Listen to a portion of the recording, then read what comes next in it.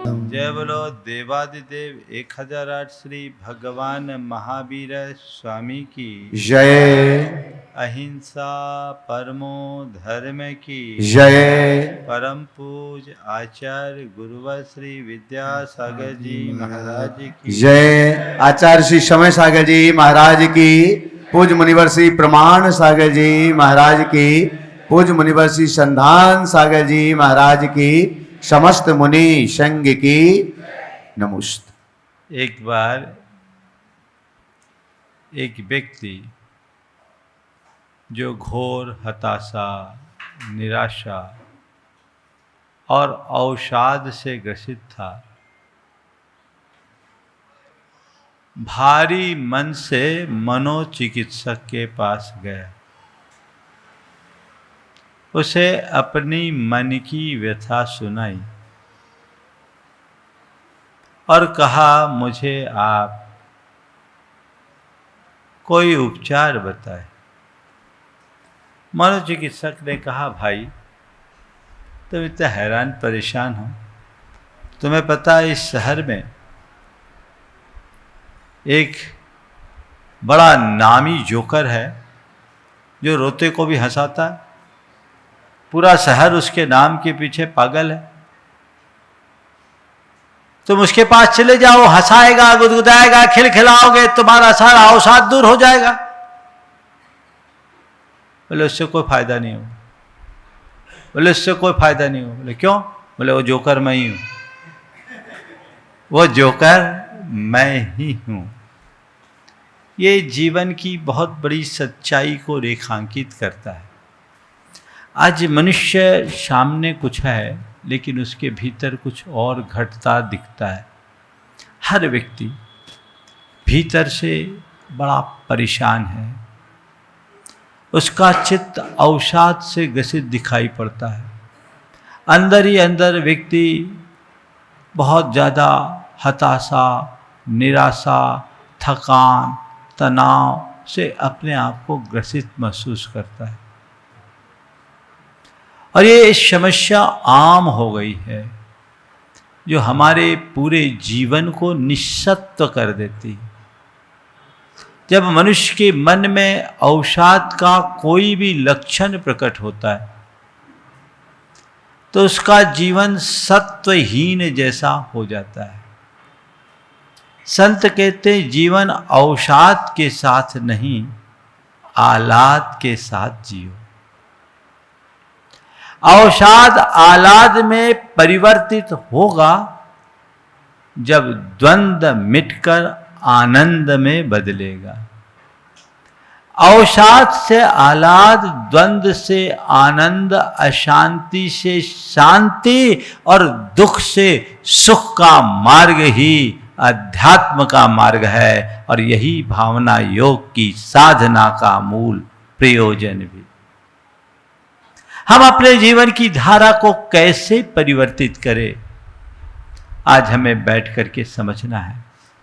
सबसे पहली बात तो ये है कि हम अपने मन को झांक कर देखें कि मेरे अंदर अवसाद की कोई लक्षण तो नहीं है। डिप्रेशन के शिकार व्यक्तियों की सबसे बड़ी बीमारी ये है कि वो इस बात को स्वीकार करने के लिए राजी नहीं होते कि मुझे कोई डिप्रेशन है या मैं डिप्रेशन में हूं। और यही अस्वीकारता उनकी बीमारी को और अधिक भारी बना लेती। मैं इस पर अभी थोड़ी देर बाद चर्चा करूंगा, लेकिन सबसे पहले देखें कि अवसाद के लक्षण क्या है। मन में भारीपन, दीर्घकालिक उदासी। दीर्घकालिक उदासी और मन का भारीपन अवसाद का पहला लक्षण है। ऐसे तो अनेक लक्षण हो सकते हैं, पर मैंने 4 में उन्हें समाहित किया। दीर्घकालिक उदासी और मन का भारीपन ये अवसाद का पहला लक्षण है। आप अपने मन में उतर करके देखें, उदासी जैसी लगती है या उत्साह दिखता है। यदि आप अपने प्रति उत्साहित हो तो आप ठीक आप अपने कार्यों के प्रति उत्साहित है तो ठीक, लेकिन आपके मन में उदासी या अलसायापन है तो ये ठीक नहीं है। अपने आप को उस उदासी से बाहर लाने की जरूरत है। हमें ये देखने की आवश्यकता है कि ये हम क्या कर रहे हैं, हमारी स्थिति क्या है। जांचे। आज ऐसा अध्ययन आया है, आज से 8 साल पहले की एक रिपोर्ट मेरे पास आई थी कि भारत में 8.5 करोड़ लोग डिप्रेशन के शिकार हैं। ये तो एक सरकारी आंकड़ा, जिसमें 8.5 करोड़ लोगों को बताए वे लोग जो रजिस्टर्ड हुए हैं किसी फिजिशियन से, उनने संपर्क किया तब। अगर देखें तो इससे कहीं ज़्यादा लोग ऐसे होंगे जो अपने आप को डिप्रेशन का शिकार मानते ही नहीं। तो अगर हम लें तो दोनों को मिला करके अगर हम चले तो मेरे अनुमान से 25 करोड़ लोग तो होंगे ही, और 135 करोड़ में देखें तो इस हिसाब से हर 5वां व्यक्ति इस बीमारी का शिकार है, जिससे किसी न किसी रूप में इसके लक्षण दिखते हैं। तो दीर्घकालिक उदासी या मन का भारीपन डिप्रेशन का पहला लक्षण। दूसरा है अरुचि और सकारात्मक कार्यों में अनिच्छा। कई लोगों के मन में कोई रुचि नहीं रहती, उनका चेहरा देखो तो ऐसा लगे जैसे कुमलाया हुआ फूल हो, शक्तहीन, जैसे प्राण निकल गए हो, अंदर का खून निकाल कर किसी ने बाहर कर दिया। मन में अगर अरुचि है और अनिच्छा का अभाव है, किसी अच्छे कार्य को करने के लिए उत्साह का अभाव दिख रहा है, तो समझना चाहिए कि ये डिप्रेशन की शुरुआत है। ये हमें देखना है। मन में थकान, आलस या एनर्जी लॉस दिख रहा है, ऊर्जा की कमी दिख रही है, तो इसे भी आप डिप्रेशन के लक्षण के रूप में देख सकते हैं। और नींद और भूख का असंतुलन भी डिप्रेशन का लक्षण है। नींद ज़्यादा आना और नींद ना आना, ये बीमारी है। भूख अधिक लगना और भूख न लगना, ये भी बीमारी। मुझे लगता है कि आजकल ज़्यादातर लोग इन 4 में से किसी न किसी एक के शिकार हैं। तो ये लक्षणों को हमें अपने भीतर खोजना है पहली बार, और ये लक्षण है तो इनके कारण भी होंगे। क्यों? इस अवसाद का सबसे पहला कारण है अत्यधिक तनाव। तनाव मन को अवसाद से भर देता है। जब व्यक्ति के साथ तनाव बढ़ता है, तनाव बढ़ता क्यों? जब परिस्थितियां कुछ और होती है, मनस्थिति कुछ और होती है, परिस्थिति और मनस्थिति के मध्य जब तालमेल नहीं हो पाता, तनाव आ जाता। हम एडजस्ट नहीं कर पाते चीज़ों को व्यवस्थाओं के अनुसार। ये कई प्रकार का होता है। काम का तनाव, परिस्थिति जन्य तनाव, अपने स्वास्थ्य का तनाव, अपने दायित्वों का तनाव, न जाने कितने प्रकार का तनाव। तनाव डिप्रेशन की पूरी भूमिका बनाता है। दूसरा कारण है अकेलापन अथवा संबंधों का विच्छेद, संबंधों का टूटना। जब हमारे संबंध टूटते से दिखते हैं, हमारे मन में अकेलापन की अनुभूति होने लगती है, तो वह भी हमें अवसाद से भर देता है। ऐसे लोग कई बार डिप्रेशन के शिकार हो जाते हैं। एक आदमी तो इसलिए डिप्रेशन में चला गया कि उसके बेटा और बेटी दोनों उसकी इच्छा के विरुद्ध भारत से बाहर चले गए। 2 ही संतान थे, 2 ही चले गए। वो चाहते नहीं थे, अब चले गए। अब क्या करें? उस आदमी को ये लगा जीवन निरर्थक है, अब मैं किसके लिए जीऊं? जिनके लिए मैंने इतना बड़ा साम्राज्य खड़ा किया, काफी लंबा चौड़ा कारोबार था, अच्छी संपत्ति थी, अब उनको कौन भोगेगा? डिप्रेशन। बहुत ज्यादा नकारात्मक विचारों का संचय हो जाना और अपने अंदर आत्महीनता की भावना आ जाना, स्वयं के प्रति नकारात्मकता, औरों के प्रति नकारात्मकता के बढ़ जाने से भी व्यक्ति डिप्रेशन का शिकार होता है। उद्देश्यहीनता, उद्देश्यों की कमी डिप्रेशन का चौथा कारण। इन कारणों से व्यक्ति डिप्रेशन में आता है। अब सवाल है महाराज, काम का बोझ होगा, थोड़ा बहुत तो तनाव होगा। आज का जो सिस्टम है, अकेलापन तो आता ही है और संबंधों के टूटने से हम रोक नहीं सकते। नकारात्मकताएं हम पर हावी हो ही जाती है। तो कहते देखो भाई, दो चीजें तो होती है, उनसे अप्रभावित रहने का रास्ता भी बताया जा सकता है, पर दो चीजें हैं जो हम अपने भीतर खुद जनरेट करते हैं, उसे अपने स्तर से समाप्त किया जा सकता है। वह अपने प्रति या औरों के प्रति नकारात्मकता या हीन भावना की वृद्धि और उद्देश्य विहीनता। जीवन में एक अच्छा उद्देश्य हो, उस उद्देश्य से अनुबंधित होकर यदि हम कोई काम करें, अंदर उत्साह होगा। अपने अंदर की नकारात्मकता को यदि हम समाप्त कर लें, जीवन में उल्लास होगा। तो ये अवसाद के लक्षण और कारण तो मैंने बताया। परिणाम क्या है? जब व्यक्ति डिप्रेशन से ग्रसित होता है, अवसाद में रहता है, क्या स्थिति होती है?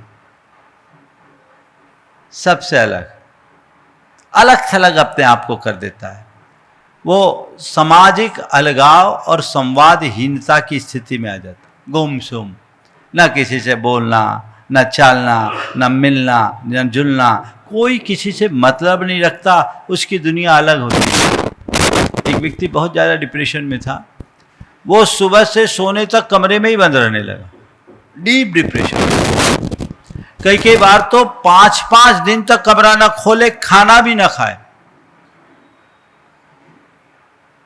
परिवार भी परेशान। लेकिन ये चीजें जब ऐसी हो जाती है और बढ़ जाती है तो इस तरीके के परिणाम आ जाते हैं। निर्णय क्षमता में बाधा। डिप्रेशन में भरा व्यक्ति कोई निर्णय नहीं ले पाता। वो कोई निर्णय नहीं ले पाता, अनिर्णय। उसको कुछ समझ में नहीं आता कि मैं क्या करूं क्या ना करूं। उसके मन में आत्मसम्मान या आत्मविश्वास की कमी होने लगती है। न तो उसका आत्मगौरव बसता है, न उसका आत्मविश्वास टिकता है। तो आत्मविश्वास और आत्मसम्मान की कमी होने में फिर व्यक्ति के जीवन में बसता क्या है? और इन सब के कारण व्यक्ति के शारीरिक स्वास्थ्य में भी गिरावट आ जाती है। उसकी रोग प्रतिरोधक शक्ति, इम्यूनिटी पावर भी कम होने लगती है। कुल मिलाकर डिप्रेशन मनुष्य को शारीरिक, मानसिक और चैतसिक तीनों स्तर पर कमजोर कर देता है ना? तो इससे मुक्त होना जरूरी है कि नहीं? इसका इलाज क्या है? इसका इलाज है, इसका इलाज है, और इसके इलाज के लिए आप कुछ भी कर सकते हैं। आप चाहें तो डॉक्टर से दिखा करके दवाइयाँ ले सकते हैं, लेकिन मुझे नहीं मालूम दवाइयाँ आप पर कितना असर करेगी। पर मैं इस बात की गारंटी लेता हूँ कि यदि आपने ठीक तरीके से भावना योग करके अपनी आध्यात्मिक चिकित्सा करा ली, तो आप इससे मुक्त हो सकते हैं। और हो क्या सकते हैं, हजारों लोग हुए भी हैं, हो भी रहे हैं। अभी जब मैं सम्मेद शिखर जी में था, गोवा का एक व्यक्ति आया जो पटेल था। वहाँ भावना योग का त्रिदिवसीय शिविर था, आवासीय शिविर था। उसमें एक पटेल आया, युवा था, 32 साल का, एक मल्टीनेशनल कंपनी में काम करता था। जब वो आया उसने अपना परिचय दिया और कहा कि महाराज श्री, मैं पिछले 3 सालों से नियमित भावना योग कर रहा हूं और भावना योग करने के परिणाम स्वरूप महाराज जी मैं एक समय आत्महत्या के लिए उतारू हो गया था, पर किसी ने मुझे समझाया और आपकी एक वीडियो क्लिप दिखाई, आत्महत्या से मुक्ति की प्रेरणा आपसे मिली, तब से मैं आपको सुनने लगा और उसी के साथ मैं भावना योग करने लगा। महाराज आज मैं अपार उत्साह से भरा हूँ और आपके चरणों में मैं कृतज्ञता ज्ञापित करने आया हूँ कि आपके द्वारा प्रवर्तित भावना योग ने मुझे आत्महत्या से बचा लिया। वह नियमित भावना योग करता और करता ही नहीं, कई लोगों से कराता है, जन्मना जैन नहीं। आज मैंने डिप्रेशन से ग्रसित लोगों के लिए भावना योग से कैसे समाधान मिले वो तैयारी की और आज आपसे केवल उसकी चर्चा प्रमुखता से करूंगा और अंत में एक छोटा सा भावना योग का अभ्यास भी कराऊंगा। हमारे जो भावना योग के 4 चरण हैं, प्रार्थना, प्रतिक्रमण, प्रत्याख्यान और सामायिक, ये चारों में कमाल है। यदि हमने अपने आप को ठीक तरीके से समझा और चीज़ों को परिवर्तित करना शुरू कर दिया तो बहुत बड़ी बात होगी। डिप्रेशन से बचने के लिए 4 बातें हैं, स्वीकार, संवाद, शुद्धि और सिद्धि। स्वीकार, संवाद, शुद्धि और सिद्धि। सबसे पहली बात यह है कि यदि आपको किसी भी प्रकार का डिप्रेशन है तो आप उसे स्वीकारो। यदि आपके मन में निराशा है तो है, आप उसे नकारो मत और उनसे लड़ो भी मत। आपको डर लगता है, यह मत कहो कि मुझे डर नहीं है। हाँ, मेरे अंदर डर है, मैं स्वीकार करता हूं कि मेरे अंदर हताशा है, मैं स्वीकार करता हूं मेरे अंदर डर है, मैं स्वीकार करता हूं मेरे मन में चिंता है, मैं स्वीकार करता हूं मेरे मन में कलुषता है, मैं स्वीकार करता हूं मैं अनिद्रा का शिकार हूं। जो भी कमजोरी है उसको पहले एक्सेप्ट करो कि ये है। जब तक आप अपने आप को बीमार नहीं मानोगे तो फिर चिकित्सा कैसे होगी। लेकिन स्वीकार करें, लेकिन साथ साथ ये सोचे, अपने साथ एक संवाद जोड़े कि स्वीकार करता हूं कि मुझ में निराशा है, पर मैं इसे आशा में परिवर्तित कर सकता हूं। मेरे मन में भय है, पर मैं अभय बन सकता हूं, मुझे अभय बनना है। ये संकल्प एक संवाद के साथ अपने साथ अपना संवाद जगाएं। मैंने देखा मेरे अंदर ये है, मेरे अंदर डर है, मेरे अंदर चिंता है, मेरे अंदर अनुत्साह है, मेरे अंदर हताशा है, मेरे मन में आलस्य है, जो भी है उसको स्वीकार कर लो। चिड़चिड़ापन है, मेरे मन में उद्वेग है, मेरे मन में घबराहट है, इसको एक्सेप्ट करो और एक्सेप्ट करके अपने साथ संवाद जोड़ो कि ये है, पर ये होना मेरा स्वभाव नहीं है, मुझे ऐसा होना नहीं है, मुझे इसे बदलना है, मुझे इसे बदलना है, ये आत्मसंवाद होना चाहिए। और फिर जब हम संकल्पित हो गए तो ठान ले बदलाव की शुरुआत के लिए और कुछ ऐसे विधेयक वाक्यों को प्रार्थना, प्रतिक्रमण, प्रत्याख्यान और सामायिक के अभ्यास में जोड़ ले। आप देखिए आपके अंदर कैसा बदलाव आता है। जब शुद्धि होगी, बदलाव आते ही अंदर शुद्धि होगी, और जब शुद्धि होगी तो हमारे काम की सिद्धि होगी। डिप्रेशन से बाहर निकलना है, स्वीकार, संवाद, शुद्धि और सिद्धि, इन चारों चरणों को हमें भावना योग के माध्यम से संपन्न करना है। सबसे पहली बात, मन में आशा की ज्योति जला, जो निराशा को आशा में बदले। हताश है, ठीक है, अरे कुछ नहीं हो सकता, मेरा तो सब खत्म हो गया, अब कुछ बचा ही नहीं, अब सब खो गया। एक बार ऐसा हुआ, एक बहन जी आई, मैं जयपुर में था, एकदम कुमलाया हुआ चेहरा, और उनके साथ उनकी 2 बेटियां थी, दोनों एमडी मेडिसिन थी। महाराज जी इनको समझाइए, माँ बहुत डिप्रेशन में। मैंने बोला महाराज मेरा सब खत्म हो गया, मेरा सब खत्म हो गया। क्या हो गया, क्यों परेशान? वो जयपुर के पास एक गांव में रहती थी, उनके पति भी एक डॉक्टर थे। असमय में उनकी मृत्यु हो गई।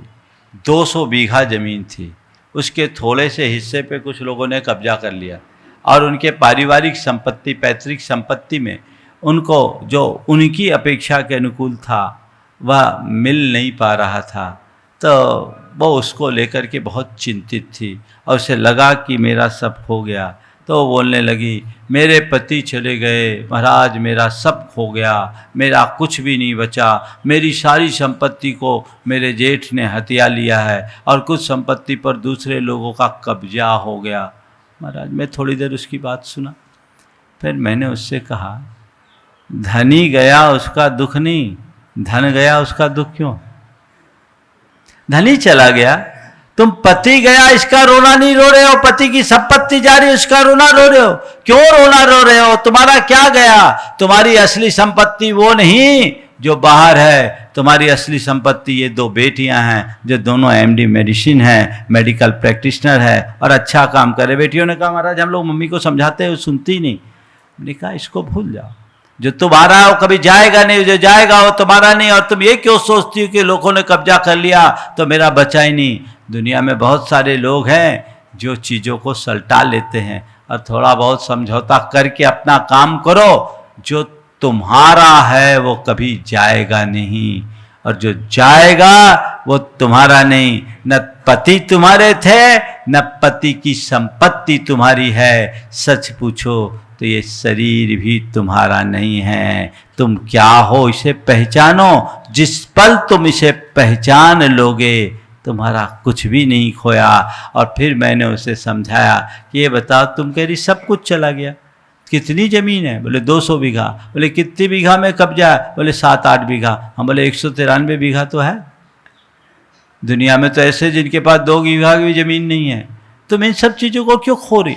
जो खो गया उसको भूल जाओ, जो बचा है उसे संभाल लो, जो बीत गया उसे विसार दो, जो आने वाला है उसका इंतजार करो। अपने मन में आशा की ज्योति जलाओ, निराशा को आशा में बदलने का अभ्यास।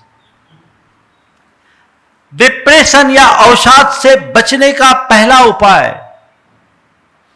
आशा की ज्योति जलाना, निराशा को आशा में बदलना। दूसरा, अपने अंदर अपने साथ संवाद करना और सकारात्मक आत्म संवाद, उत्साहवर्धक वाक्यों का नियमित उच्चारण करना। कुछ उत्साहवर्धक, जैसे अपने आप को आप एकदम उत्साहहीन देखते हो तो मैं उत्साहित हूँ। अपने आप को ऊर्जाहीन महसूस करते हैं, मैं ऊर्जावान हूँ।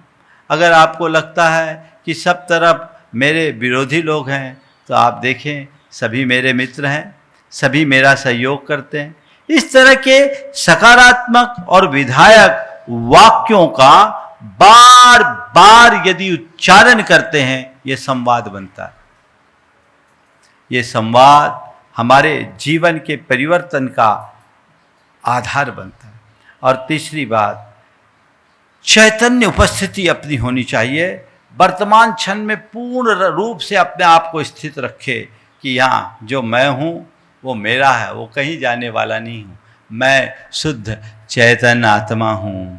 सोहम सोहम की बात को सामने रख करके चले तो ये डिप्रेशन अपने आप में दूर हो जाएगा, और फिर आप आत्म करुणा और आत्म दया से अपनी आत्मा को स्नेहित करो, सिंचित करे। स्वयं के प्रति हम करुणाशील बने, स्वयं के प्रति संवेदनशील बने, स्वयं के हितों के बारे में सोचना शुरू कर दें, तो हम इस तरह की हताशा से अपने आप को बहुत अच्छे से बचा सकते हैं। ये भावना योग का एक आधार है। हम कैसी के शिकार है वे लोग, मैं उसकी पूरी प्रार्थना और उसकी पूरी प्रक्रिया बहुत जल्दी आप लोगों को अलग से भी उपलब्ध कराऊंगा। मैं समझता हूँ आज के इस प्रवचन में ही वो आप लोगों को मिल जाएगा। लेकिन आने वाले दिनों में, अभी भैया जी बोल रहे थे 1 साल तक प्रवचन चलेगा। प्रवचन तो रोज ही होना है, चलेगा, पर मैंने इस साल सोचा है कि 1 साल तक एक अक्षर तक ही प्रवचन करूं, किसी एक अक्षर पर ही पूरा प्रवचन चलेगा। इस वर्ष को मैंने अक्षर वर्ष के रूप में समर्पित करने का भाव जगाया।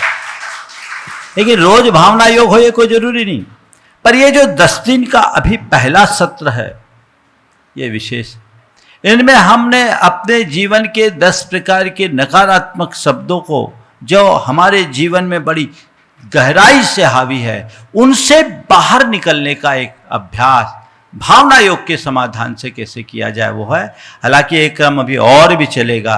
हम अपने नकारात्मकता को अपने आप से पूरी तरह मिटाना चाहेंगे, पर ये 10 दिन का एक पूरा अभ्यास पत्रक के साथ आप लोगों को उपलब्ध होगा, जो आप अपने नियमित अभ्यास में ले एक एक समस्या का समाधान आप प्राप्त कर सकते हैं। यदि आपने उसे 21 दिन नियमित कर लिया, आपके ऊपर डिप्रेशन का अंश भी नहीं बचेगा। जो भी प्रॉब्लम हो, चाहे अहंकार हो, चाहे असंतोष हो, चाहे अविश्वास हो, आज अवसाद की बात है, आगे भी एक क्रम पूरा चलेगा। उस क्रम में ये 10 दिन का एक ऐसा पैकेज है जो आपके जीवन का 10 धर्म बन करके उभरेगा और आपके जीवन को 10 कदम आगे बढ़ाने में समर्थ बनाएगा। ये प्रयास सबको करना है।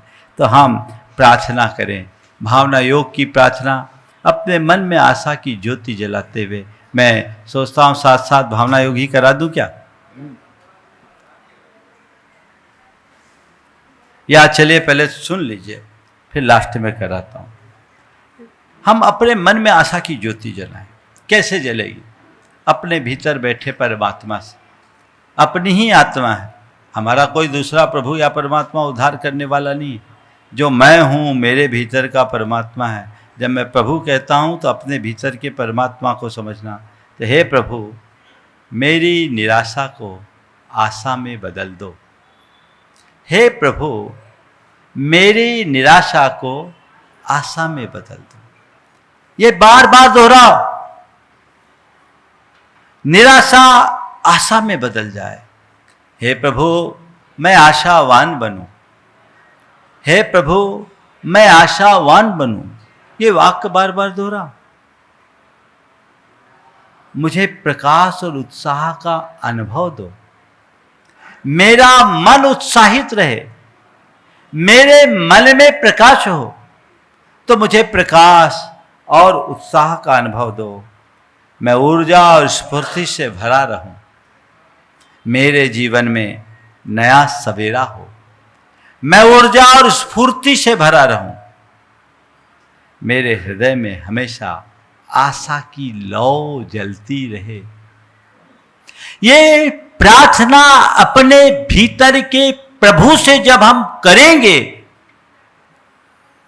तो ये आत्म संवाद हमारे जीवन में आमूल चूल परिवर्तन करेगा। फिर दूसरा चरण है प्रतिक्रमण, जो स्वीकृति है अपने दोषों की, जो अभी मैं कराऊंगा भी, पर थोड़ी व्याख्या आप लोग सुन लो। मैं इसलिए आज इसे थोड़ा सा परिवर्तित किया हूं। हम प्रतिक्रमण करें। हे प्रभु, अपने अंदर के दोषों को एहसास करते हुए, हे प्रभु, मुझे यह एहसास हो रहा है कि मैंने अपने मन में कब कब निराशा का अनुभव किया। मैं कहाँ कहाँ हताश हुआ हूँ। हताशा किस कदर मेरे भीतर भरी है। मैंने अपने को हताश, निराश और ऊर्जाहीन महसूस किया। मैं आत्महीनता से भरा रहा। मैंने अपने अतीत के दर्द को अपने हृदय में संजोया रखा, अपने मन को नकारात्मक भावों से भरा। मैं उसकी निंदा करता हूँ और उन्हें स्वीकार करता हूँ। हे प्रभु, मैं उन सब को शुद्धि का संकल्प लेता हूँ, अपने भीतर के विषाद को पहचान कर उसे उज्जवल आशा में बदल रहा हूँ। ये है हमारे अंदर का प्रतिक्रमण। फिर तीसरा चरण है प्रत्याख्यान का। मैं हर क्षण उत्साही और जागृत हूँ, एक उत्साह का संकल्प, ये प्रत्याख्यान है। मैं हर क्षण उत्साही और जागृत हूँ। मेरे भीतर ऊर्जा और प्रेरणा का प्रवाह जारी है। मुझ में ऊर्जा है, मुझ में प्रेरणा है, मैं उत्साहित हूँ।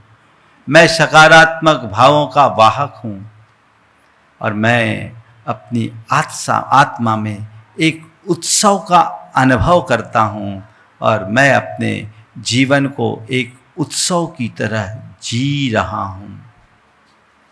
ये प्रत्याख्यान है।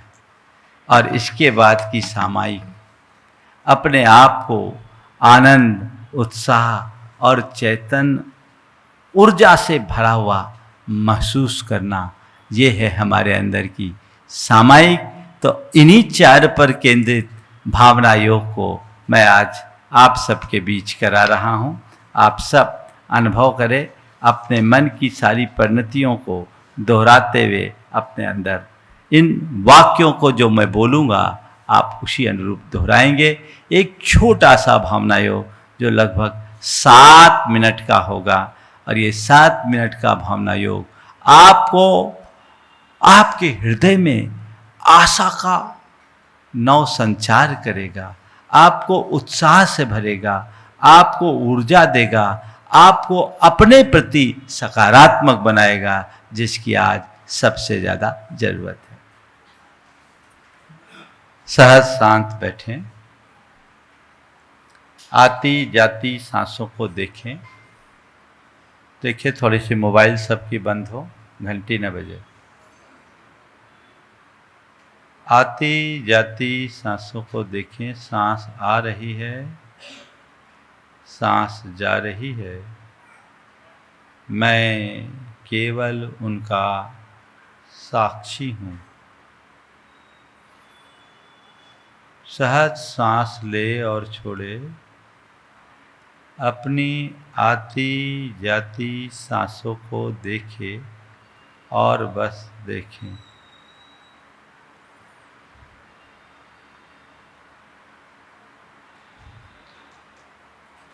हे प्रभु, आपके चरणों में कोटि कोटि बंदन,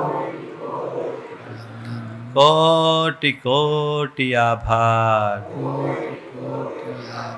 हे प्रभु, आपकी कृपा से मुझे जीवन का यह नया दिन मिला। मुझे ऐसी शक्ति दे कि आज का यह दिन अच्छा दिन बन सके। हे प्रभु, मेरा दिन अच्छा दिन बने, सबका दिन अच्छा दिन बने। हे प्रभु,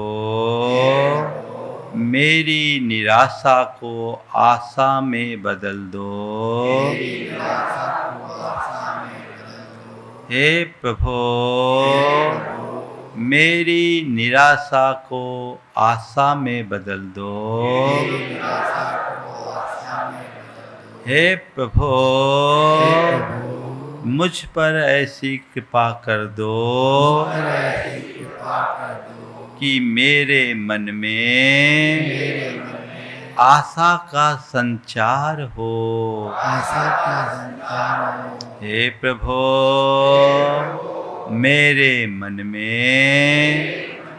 आशा का संचार हो, आशा का संचार हो, मुझ में प्रकाश और प्रस्फुरन की अनुभूति हो, मुझ में प्रकाश और प्रस्फुरन की अनुभूति हो, मुझ में प्रकाश हो, में प्रकाश हो, मुझ में ऊर्जा हो,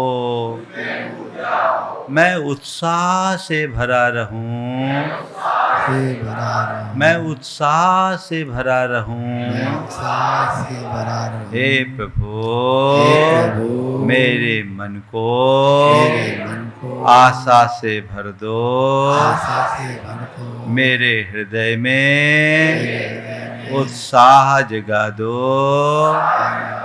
मेरे चित्त में चित्त में उमंग जगा दो, मेरी सांसों को उल्लास से भर दो। हे प्रभु, मेरा जीवन मेरा जीवन आशा, उत्साह, उमंग और उल्लास से भरा रहे। हे प्रभु, आज अपने भीतर की हताशा को पहचानते हुए मैं उसे मिटाकर आशा में बदलना चाहता हूँ। हे प्रभु, आज मैंने जिन बातों से अपने मन को भारी किया, जिन कारणों से अपने भीतर निराशा का अनुभव किया, उन्हें बदलकर मैं आशा और उत्साह से भरता हूँ। मैं निराशा को आशा में बदलता हूँ। मैं अनुत्साह को उत्साह में भरता हूँ। मैं अनुल्लास को उल्लास में भरता हूँ। मैं आलस्य को उमंग से भरता हूँ। हे प्रभु, मैं आशा, उत्साह, उमंग और उल्लास से परिपूर्ण हूँ। मैं उसका अनुभव करता हूँ। हे प्रभु, मैं उत्साही हूँ, मैं उत्साही हूँ, मैं उत्साही हूँ, मैं उत्साही हूँ। मुझ में उत्साह है, मुझ में उत्साह है। मैं ऊर्जावान हूँ, मैं ऊर्जावान हूँ, मैं ऊर्जावान हूँ, मैं ऊर्जावान हूँ। मुझ में उमंग और उल्लास है, मुझ में उमंग और उल्लास है, मुझ में उमंग और उल्लास है। मुझ में उमंग और उल्लास है। मैं अपनी आत्मा में उत्सव का अनुभव करता हूँ।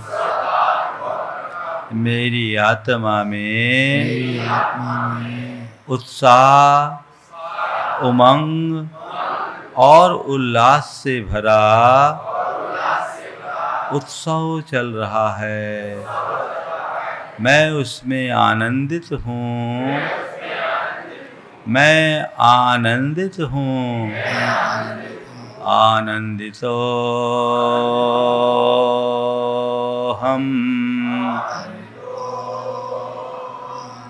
आनंदितो हम, आनंदितो हम, आनंदितो हम। मैं आनंदित हूँ,